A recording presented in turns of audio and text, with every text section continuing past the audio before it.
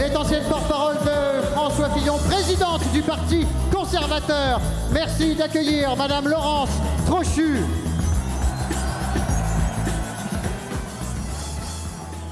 Chers amis,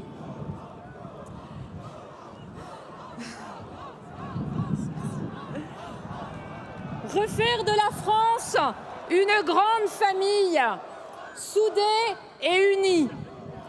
Une patrie accueillante et protectrice pour ses enfants, pour nos enfants, car ils sont la France de demain. Chères familles françaises, vous êtes venues nombreuses soutenir Éric Zemmour et je suis heureuse de vous voir et de vous entendre. Avec Éric Zemmour, nous avons une conviction forte. Les familles sont le cœur battant de la France. Et tant qu'on ne consolidera pas la famille, nous ne pourrons espérer une société plus juste, plus sûre, où chacun trouve sa place, vive en sécurité et puisse développer ses talents. Alors, chers amis, à ceux qui, au nom du progressisme, ont déconstruit la famille, en affirmant qu'un père, ça peut être une grand-mère, à ceux qui ont trahi la politique familiale en la réduisant à une politique sociale,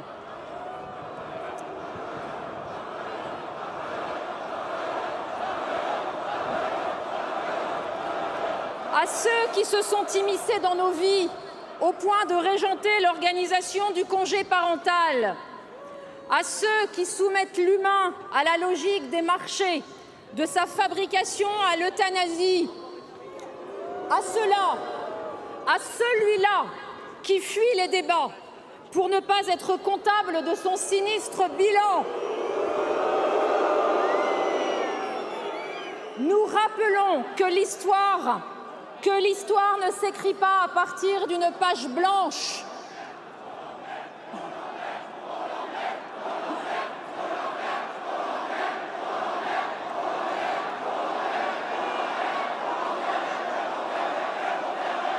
L'histoire, chers amis, nous l'écrivons avec nos vies, faites de joie, d'épreuves aussi, et d'espérance surtout.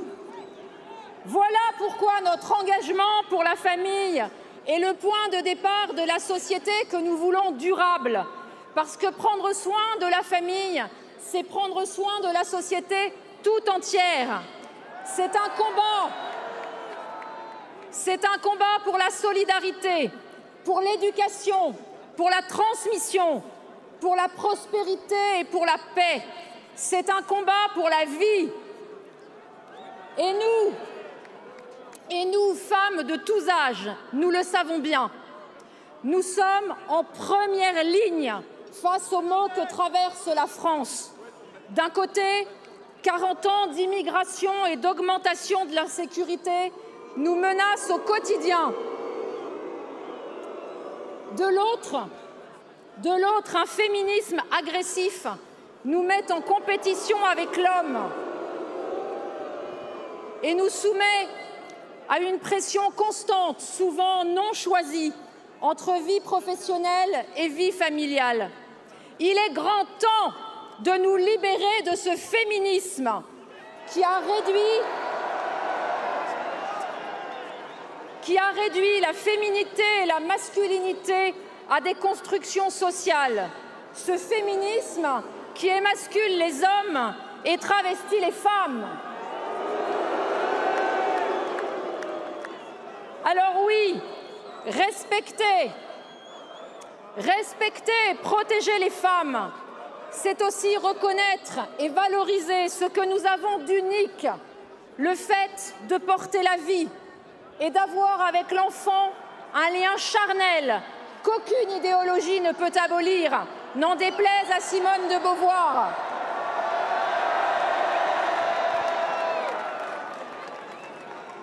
Que les féministes continuent ainsi à maltraiter la féminité en la caricaturant, et nous verrons naturellement se lever en politique des femmes qui ne veulent pas d'une société où la lutte des classes se transforme en lutte des sexes.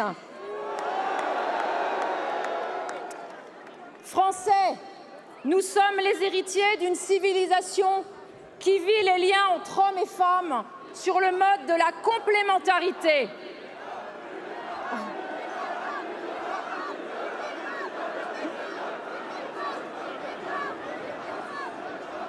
C'est cette vision que défend Éric Zemmour pour que les femmes françaises puissent révéler leurs talents et vivre sereinement. Français, nous sommes les héritiers d'une civilisation que nous aimons, que nous voulons protéger et qu'il nous revient de transmettre. Alors si aujourd'hui un avenir est possible pour la France et les Français, c'est parce qu'un homme s'est levé et s'élève. Il s'élève contre les saboteurs de la France, ceux qui liquéfient ses repères et liquident son héritage. Mais rien ne se fera sans vous, sans chacun de vous.